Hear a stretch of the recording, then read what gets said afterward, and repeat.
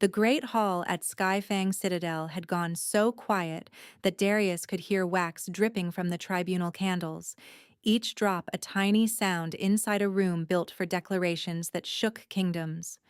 12 pack standards hung from the vaulted rafters, raven black, ice gray, wolf white, each banner waiting to see where power would settle by nightfall. She stood in the center circle with soot on her sleeves, dried blood at her cuff that belonged to someone else, and a leather satchel pressed to her ribs as if it were the only solid thing left in the world. Across from her, Ilya Mar knelt in iron restraints, his jaw swollen where he had fought arrest, his eyes still bright with the same contempt he had worn in 2021 when he rejected her before her whole pack and called it duty. King Alexander Windrider sat above them on the obsidian seat that marked emergency custody during summit session, the clause no one believed they would ever need. His expression gave nothing away. His hands, resting on the carved wolf heads at each arm of the throne, looked carved from the same dark stone, steady and controlled, while 7 allied alphas stood to his left, with fury on their faces because he had just suspended the summit vote and torn up the treaty block they had spent 2 winters building. Eirik Stormfen, who had expected to leave Skyfang with a ratified defense pact and a royal consort shortlist under his influence, stared at Darius as if she had personally burned his lands. Selene Ravencrest, Darius's aunt, still wore matriarch silver, though one clasp hung open as if the metal itself had given up holding shape. "Those ledgers are fragments," Selene said, voice level through effort. "Char marks, missing pages, no continuous record. You are letting a frightened scribe collapse law." Darius heard the old command inside it. Protect the pack first. Protect the family first. Survive first. And felt the familiar pull to lower her eyes and make herself small enough to pass through danger unseen. She did not lower them. She opened the satchel, drew out the scorched ledger shards, and raised them so every seal line caught the light. Witness marks, chain marks, transfer signatures from wolves who had disappeared. The king looked at her once, only once, and something in the room shifted like ice taking weight. "Darius Ravencrest," he said, each word landing clean and unornamented. "Do you testify that your matriarch and my summit security commander conspired to erase these records and facilitate trafficking raids across the Frostline corridor?" She felt every eye in the hall, every hierarchy that had defined her life, every memory of being judged and found disposable.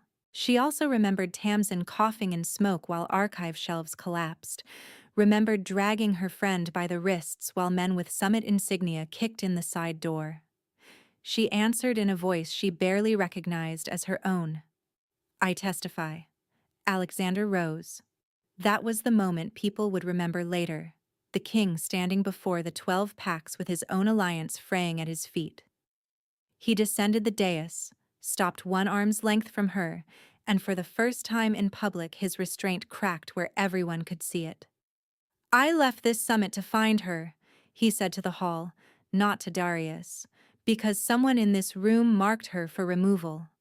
His gaze moved to Ilya, then Selene, then Eric. "I left before protocol because I had already chosen where I stood." Gasps, protests, denials tried to rise. His next sentence cut through all of it.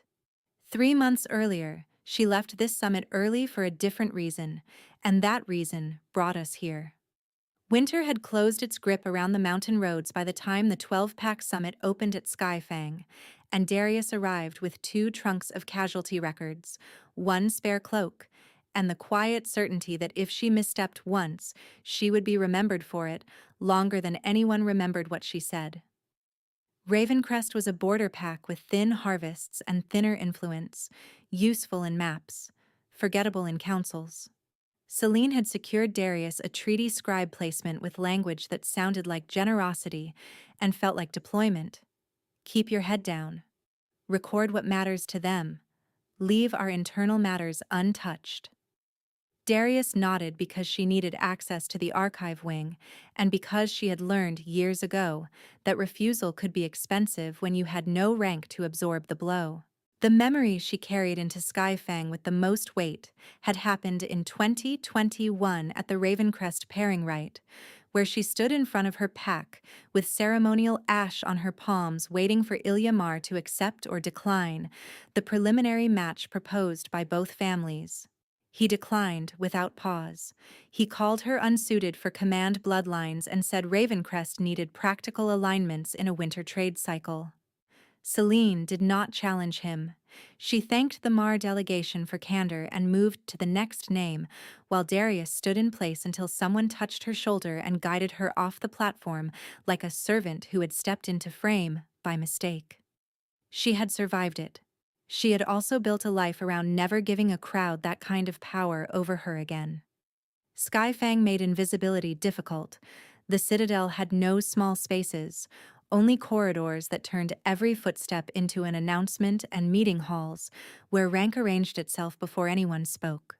Darius worked the early hours with Tamsin Vale, her closest friend and a junior archivist assigned to Summit Indexing, and together they sorted border dispatches by patrol zone and date.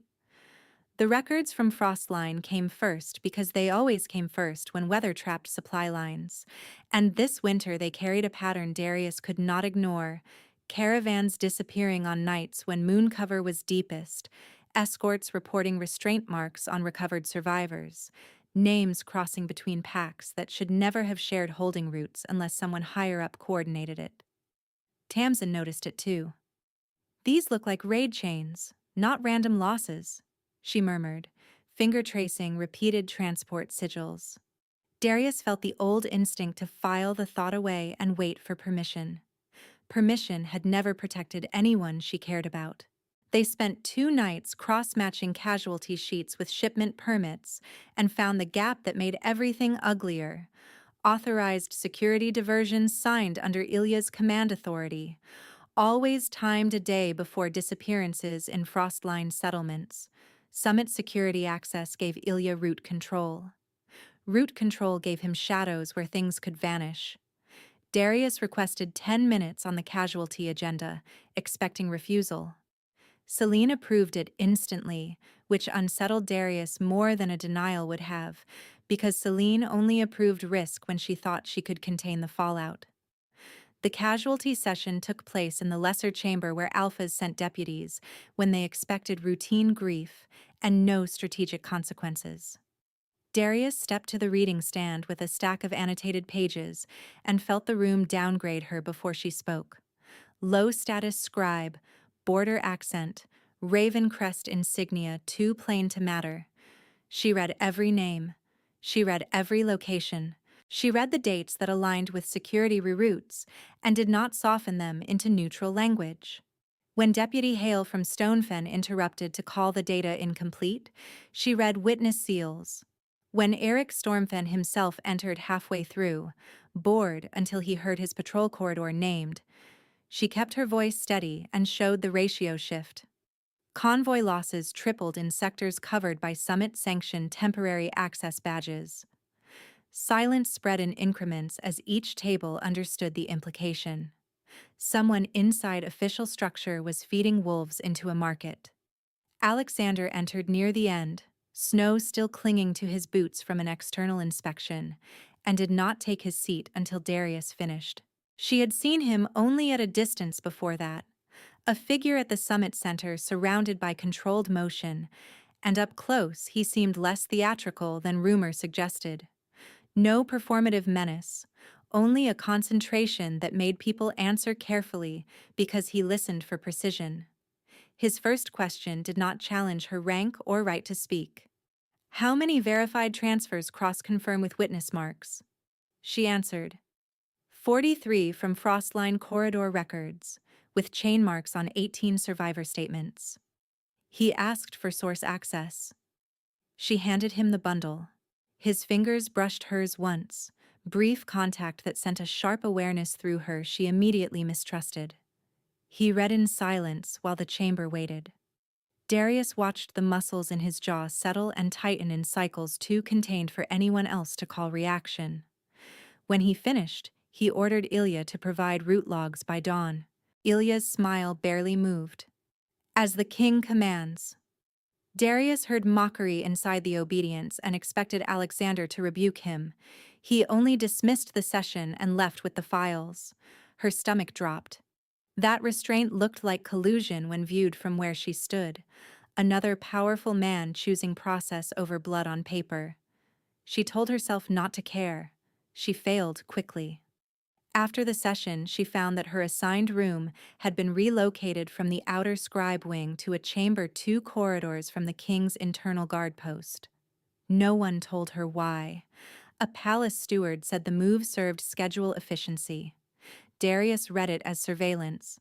Tamsin read it differently and whispered, "If he wanted you quiet, he would send you home, not put you where assassins have to pass guards." Darius dismissed that as hopeful interpretation. Hope had cost her before. She started keeping a knife under her pillow anyway, an old habit from border caravans where locked doors meant very little to determined men. The first crack in Alexander's mask came that night during an informal supper where minor delegates were expected to stand along walls and listen. Selene introduced Darius to Eirik as our diligent recorder, with the tone one used for useful furniture. Eirik asked if Ravencrest had finally learned to count without emotion. Darius said, "Ravencrest learned to bury children and still keep records clean." The table chilled. Eric's expression hardened. Before he could answer, Alexander said from the head seat, "Stormfen contributions to Frostline casualty relief are overdue by 2 weeks. Perhaps count there first?" He never raised his voice. He did not look at Darius. Eric complied with a forced nod. Darius stared at her cup and told herself the interruption had been political optics, nothing personal. Morning brought the second crack, smaller and easier to deny. Darius arrived at archive intake to find a pair of royal guards stationed outside, posted as if the room housed treasury metal instead of parchment. Ilya entered 10 minutes later, stopped short when he saw them, and smiled at Darius with polite surprise that did not reach his eyes. "Security has improved since we were young," he said. Darius remembered being 21, waiting under ritual torches while he declared her unfit to stand beside him. She remembered Selene thanking him. Ilya leaned closer. "You should avoid making friends with accusations. They leave women isolated." She answered before caution could stop her. "I already know how isolation feels." His smile thinned. Tamsin found the first proof of active tampering 2 nights later, a requisition tag for lamp oil ordered to Frostline Archive in an amount absurd for winter storage, submitted under Summit Emergency Maintenance, and signed with a security cipher she recognized from Ilya's route packets. Frostline held the oldest transfer ledgers for border holdings, including chain records from interim detention pens used after raids. Burn those shelves and the casualty pattern became rumor again. Darius took the requisition to Selene, expecting outrage. Selene closed the office door, read the form, and said very softly, "You are out of your depth. Keep your head. We can survive this season without making enemies we cannot feed." The phrase landed like a blade wrapped in wool. Protect the pack first had always sounded practical. In that room, it sounded like consent. The uncertainty about Selena's motives ended in one conversation, ugly and definitive. Darius asked directly whether Ravencrest had traded access routes for grain contracts. Selene did not deny it. She said borders demanded choices clean hands could not make. She said families at the edge starved while Central Pacts debated ethics. She said Ilya's network offered controlled losses in exchange for guaranteed winter shipments, and nobody with real authority would expose it because too many corridors depended on the same arrangement. Darius listened until she realized her pulse had gone numb, a strange cold calm replacing shock. The obstacle that had kept her frozen for years was gone in that moment, because she no longer needed to guess whether silence protected anyone worth protecting. Silence protected the deal. She and Tamsin made the decision before dawn. Frostline Archive sat 42 miles from Skyfang, reachable in good weather by a narrow ridge road that cut travel time to half a day if the horses held. The requisition showed delivery at sunset. Fire could erase the oldest ledgers in minutes. Darius could not petition Summit Council because Ilya controlled security channels, and Selene controlled Ravencrest delegation authority. Leaving early without clearance risked expulsion, possibly charges of document theft if she carried anything out. Staying meant watching evidence vanish under legal paperwork. She packed a satchel with blank chain forms, witness wax, and a copy of the requisition, woke Tamsin, and said, "We ride now." At the same hour, in the High Strategy Chamber, Alexander received 3 separate briefings that never should have aligned. Route guards shifted off Frostline approach by Ilya's direct order, a maintenance crew logged that did not exist on payroll, and Darius Ravencrest absent from morning casualty prep without notice. He had spent days pretending detachment because kings who showed attachment offered enemies a map. And he had learned the price of that map years earlier, when a trusted ally used his private loyalties to stage the Nightglass breach that killed his younger sister before sunrise. The recognition he felt around Darius had come fast and unwelcome. Biological certainty pressing against discipline he had depended on for survival.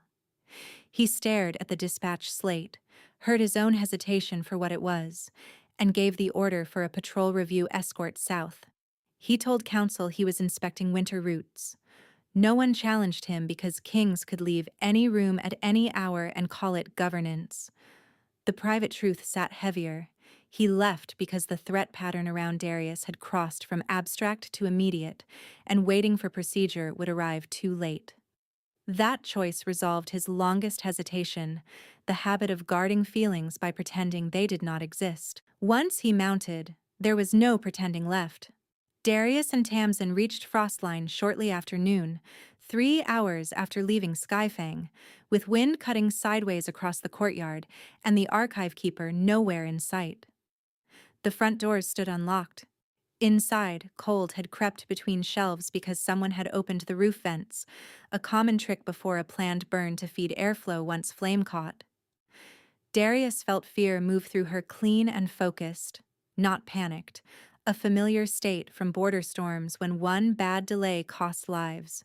She sent Tamsin to the lower vault for transfer volumes marked with chain index stamps and headed for the witness seal cabinet.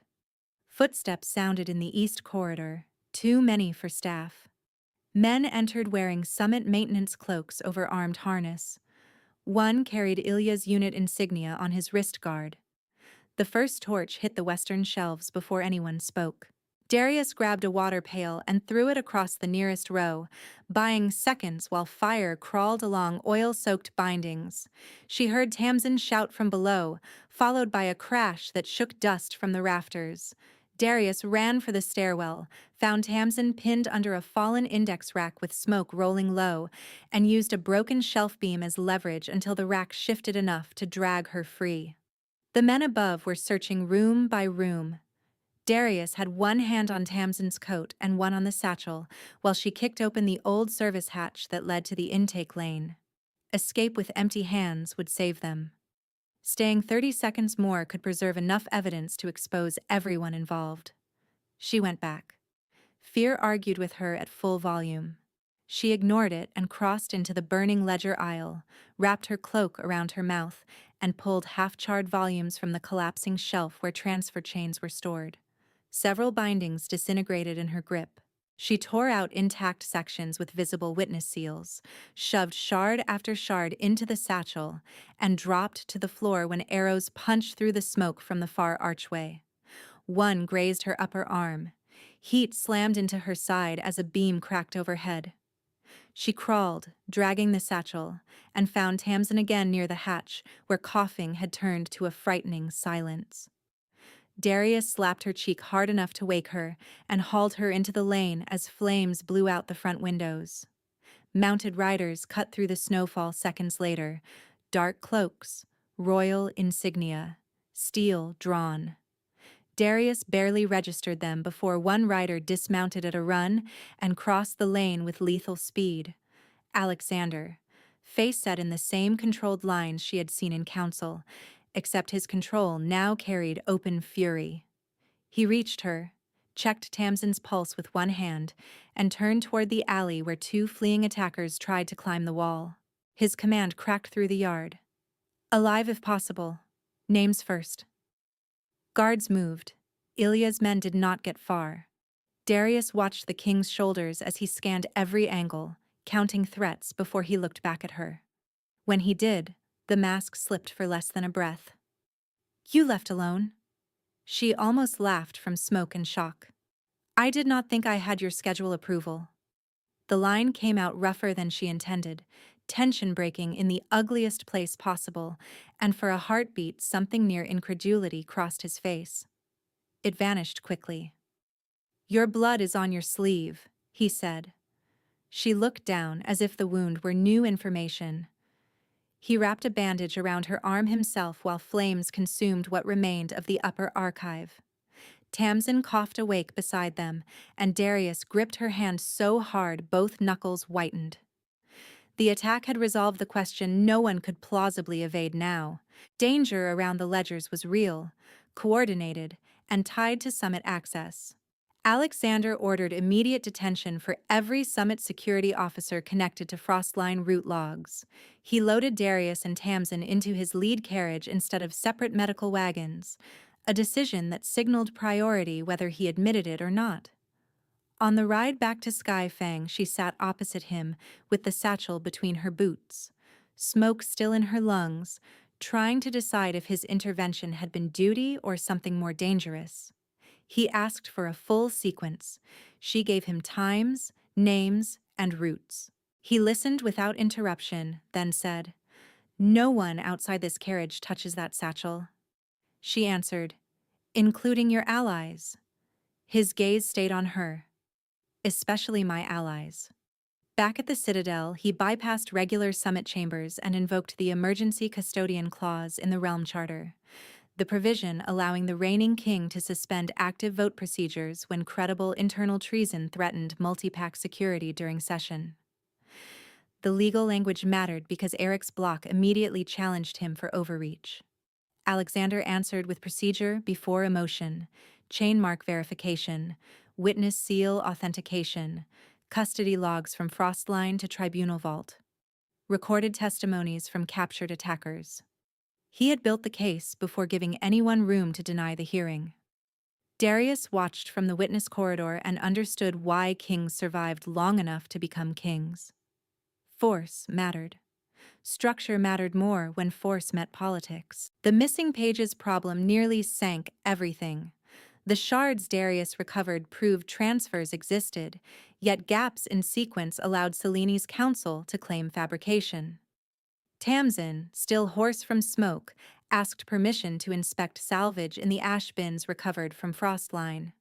She found carbon-stuck fragments bearing partial witness seals that matched names on Darius's casualty lists, enough to connect broken pages to known entries through chain mark continuity. Forensic detail stayed simple in public explanation: 3 confirming elements, chain marks, witness seals, and custody signatures. No single shard conclusive alone, all 3 together legally admissible under Summit Tribunal standards. The obstacle shifted from evidence sufficiency to willingness of insiders to testify against their own blood. Ilya tried first to crack Darius privately. He requested a controlled confrontation under the claim of clarifying route authority and used the room to revisit the old hierarchy that had favored him in 2021. "You think they will keep you once this is done," he said, wrists still in restraints yet voice smooth. "You are useful while you accuse me. Afterward you return to Ravencrest with no aunt, no protector, no standing." She felt the old wound stir, the learned disbelief that anyone powerful would choose her when choosing her carried cost. She also remembered Tamsin on the archive floor and the smell of burning paper. You already taught me what life looks like when I build it around your approval, she said. I am not repeating that education. Selena's attempt came later and cut deeper because it used love where Ilya used contempt. She asked for a family meeting in a side chapel and spoke without titles for the first time in years. She said she had done what matriarchs did at Borders, trading clean ideals for winter survival. She said Ravencrest children were alive because she chose contracts others were too proud to sign. Darius listened until Selene reached for her hand and asked her to limit testimony to Ilya's rude abuse. Leave pack leadership out of tribunal scope. Save the bloodline from annihilation. Darius pulled her hand back slowly. You asked me to survive by looking away while strangers were taken in our name, she said. That never saved us. It only delayed the bill. Alexander's second mass crack arrived in an empty records gallery after midnight, when Darius sat alone reviewing her statement for the 5th time, and he entered without escort, carrying 2 cups of bitter tea he clearly did not trust staff to deliver. He set one near her elbow, read the first page upside down from where he stood, and said, Your timeline leaves a 6-minute gap between first torch and stairwell collapse. She explained she had returned for the ledgers. His shoulders tightened. You went back into active fire for paper. She met his eyes. For names. Silence held. He looked away first. Night glass fell because I trusted someone who knew where my sister slept, he said, voice low and stripped of ceremony. I stopped giving enemies maps after that. He straightened as if he had said too much. Submit this by dawn. That confession altered her interpretation without fully replacing it. She no longer saw only coldness when he measured every word. She saw a man who had learned that attachment was leverage and had lived accordingly. She still did not believe his attention meant choice. Kings protected assets all the time. The dramatic irony sharpened because his reactions kept becoming difficult to explain as mere strategy. Yet her history gave her plausible reasons to keep mistrusting what she wanted to hope. When gossip spread that he planned to proceed with the royal consort shortlist despite tribunal turbulence, she took it as confirmation and doubled down on testimony prep, deciding hope could wait until facts were safe. The almost moment came on tribunal morning before dawn. She stepped onto the east balcony for air and found Alexander already there, coat open to the freezing wind as if cold kept his thoughts arranged. He said he had reviewed her final statement and asked one question that sounded logistical and felt personal. If this hearing strips you from Ravencrest protection, where do you go? She answered with practical honesty. Where records need rebuilding. Frostline if they will take me. Anywhere not bought by root contracts. He looked at her for a long beat, hand lifting as if to touch the soot scar on her sleeve, then stopping inches away when footsteps approached. Eirik entered, summoned him to emergency block talks, and the window closed before either said what sat nearest the surface. The apparent impossibility hit at midday when Eirik presented sealed correspondence proving that half the 7-pack block would walk if Alexander pursued accusations beyond Ilya. The letters framed it as procedural concern and carried enough signatures to threaten winter defense coordination across 3 border sectors. In plain terms, if he pressed treason charges tied to Stormfen logistics, he lost the alliance that stabilized his eastern flank before spring thaw raids. Council advisors urged partial prosecution, isolate Ilya as rogue, preserve block integrity, defer deeper inquiry until after treaty ratification. Darius heard this from an archive clerk and felt the floor tilt beneath her. She had prepared to be disbelieved by enemies. She had not prepared for being politically validated and strategically discarded in the same afternoon. Alexander called a closed council with only charter officers present. He listened to every argument for containment and asked one question no one answered convincingly. How many wolves were acceptable collateral for winter stability? When silence stretched, He signed the emergency writ expanding charges to include network facilitation and named Stormfen intermediaries in open record. The seven-pack treaty bloc dissolved before sunset. Eric walked out with 6 Allied delegates at his back, announcing suspension of defense commitments pending royal reconsideration.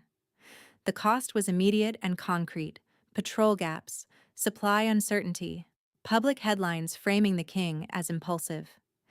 Alexander did not retract. He sent riders to reinforce vulnerable corridors and ordered tribunal continuation at first bell. Darius understood the magnitude of what he had done only when Tamsin showed her the revised defense board. 7 standards removed, routes redrawn overnight by exhausted clerks and reserve captains. This was no symbolic gesture. He had exchanged a major political structure for the chance to prosecute fully.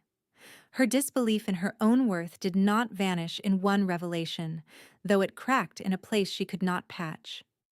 No one sacrificed that scale of leverage for a disposable witness.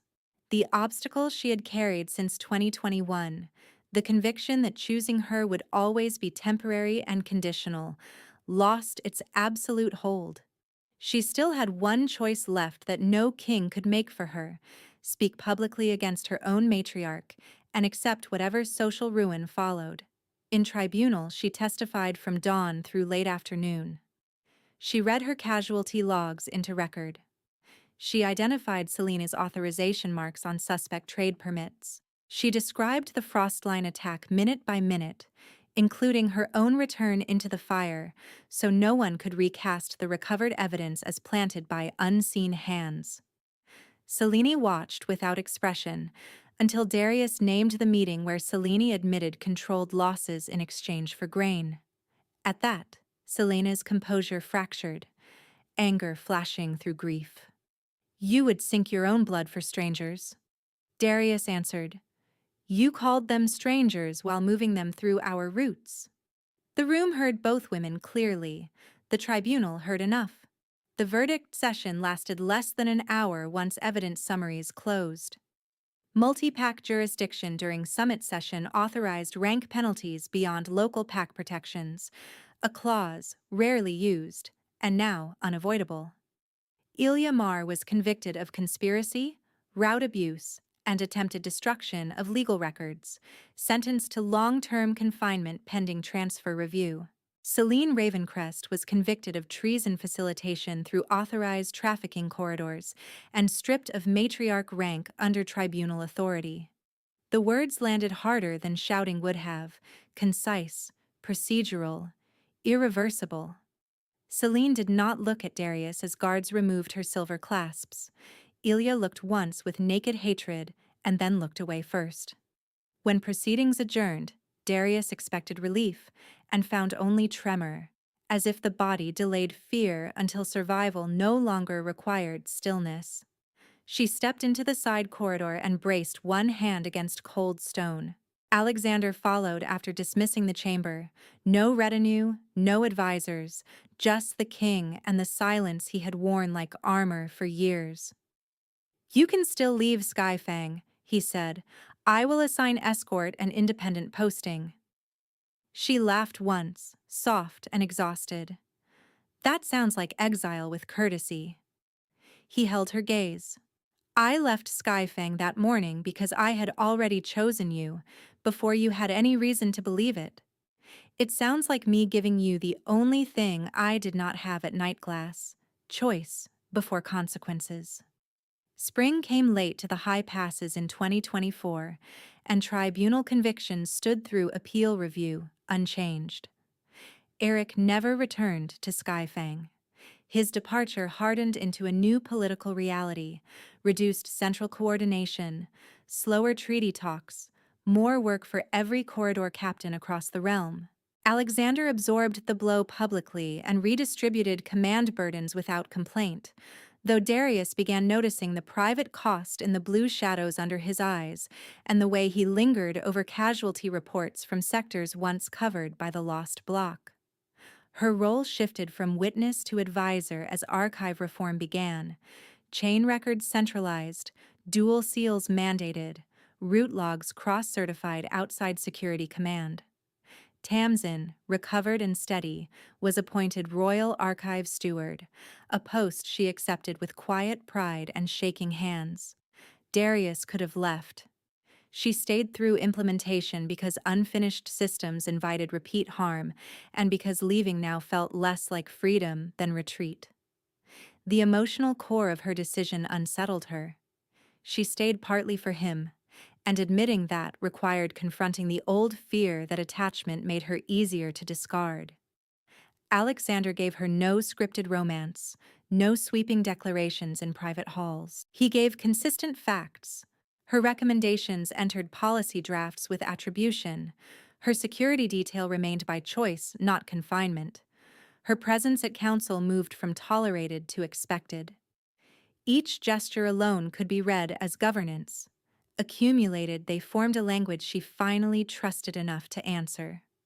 The public claiming took place on the first clear day after spring melt, scheduled in the same great hall where she had testified, with all 12 pack standards rehung despite Stormfen absence, so the record would show the full realm invited witness.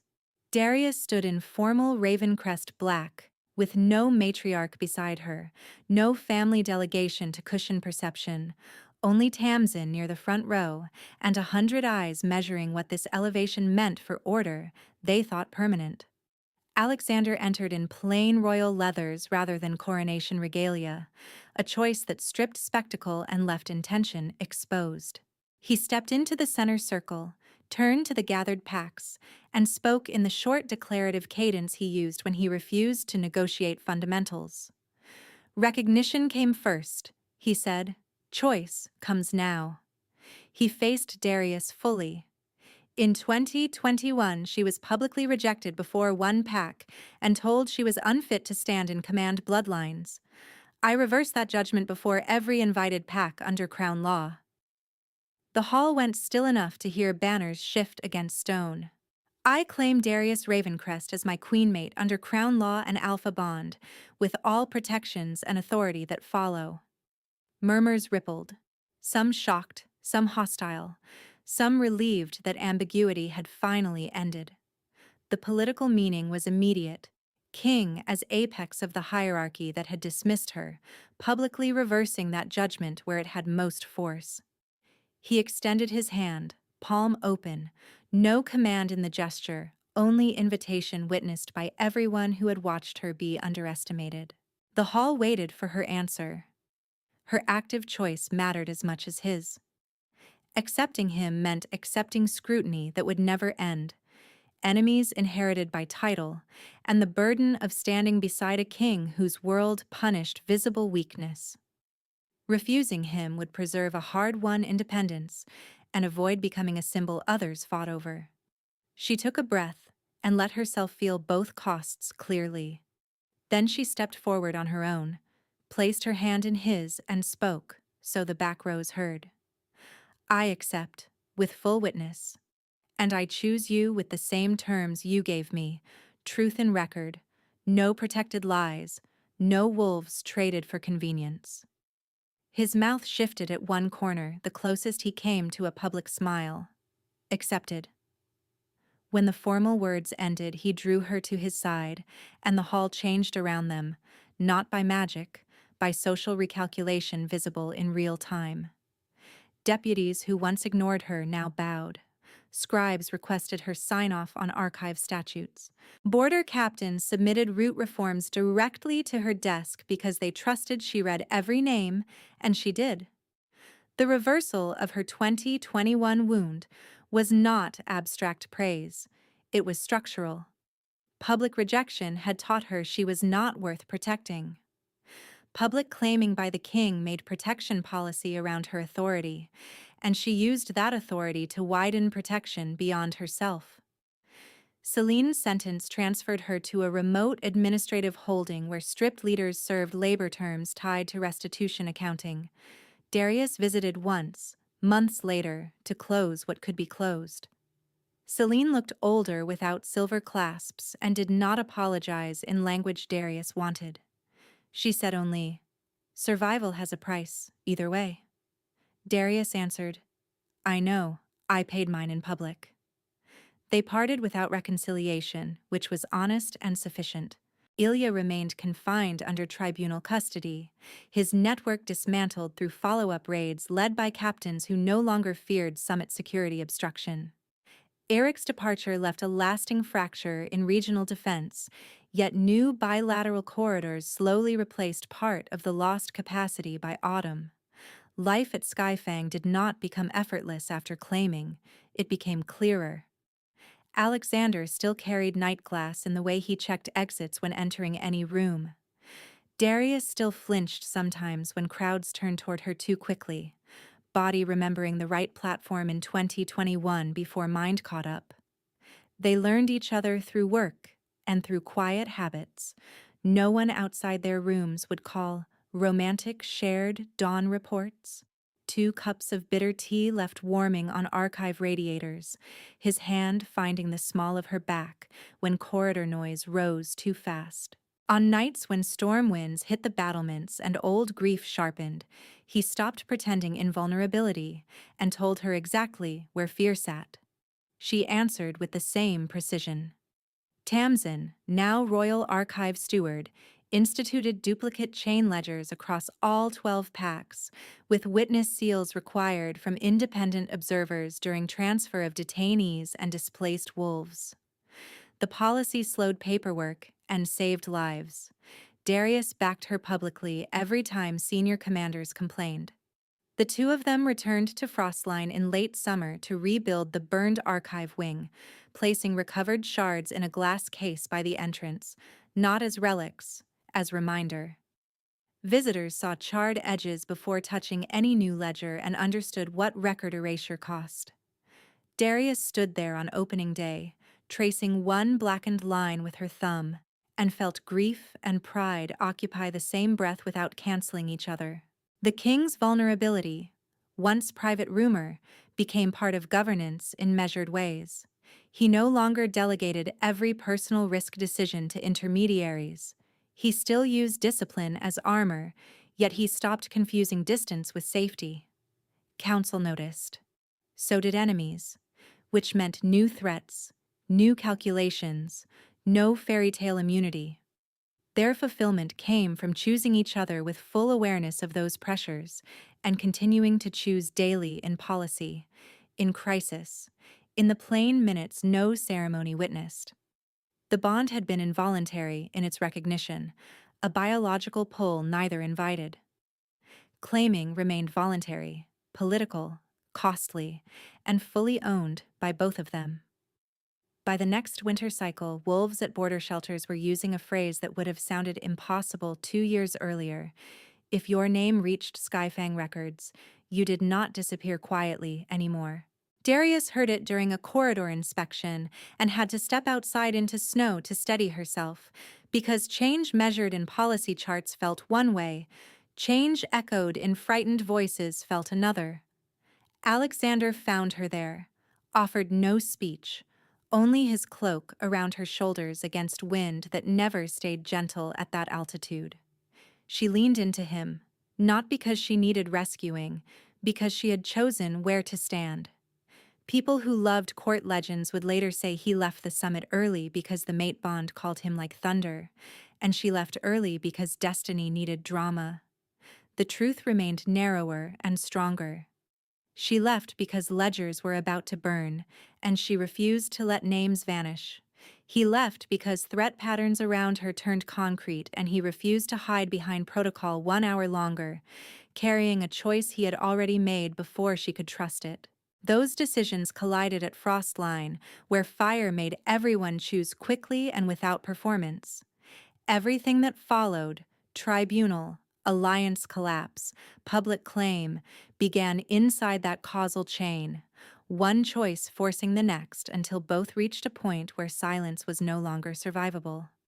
In the great hall where it began and broke and was rebuilt, the final evidence of answered wounds was visible in ordinary practice. Darius no longer stood at the margins waiting to be tolerated. She called sessions, challenged captains, signed reforms, and spoke truths that still made powerful men uncomfortable.